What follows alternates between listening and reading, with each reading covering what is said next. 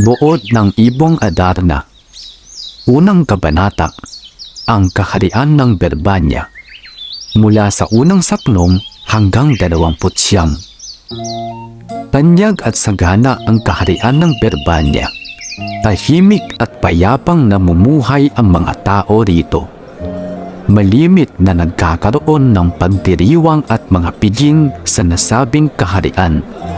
Sapagkat mabuti at mapagmahal ang mga namumuno rito na sina Don Fernando at Doña Valeriana. Sila ay may tatlong magigiting at matitikas na supling na sina Don Pedro, Don Diego at Don Juan. Ang tatlong prinsipe ay kasalukuyang pinagsasanay sa pakikidigma upang sa takdang panahon isa sa kanila ang magmamana ng trono. Talasalitaan ng kabanata.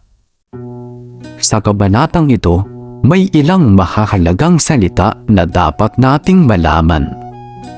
Tanyag, ibig sabihin sikat. Halimbawa, ang hari ng Berbanya ay isang tanyag na pinuno dahil minamahal siya ng kanyang nasasakupan. Sagana, ibig sabihin mayaman. Makikita natin na sagana ang kaharian sa pagkain, ginto at kaligayahan. Malimit, ibig sabihin madalas. Ipinapakita nito kung gaano kadalas ang mga tao rito ay nagdiriwang at nakikilahok sa mga pista. Supling, ibig sabihin anak.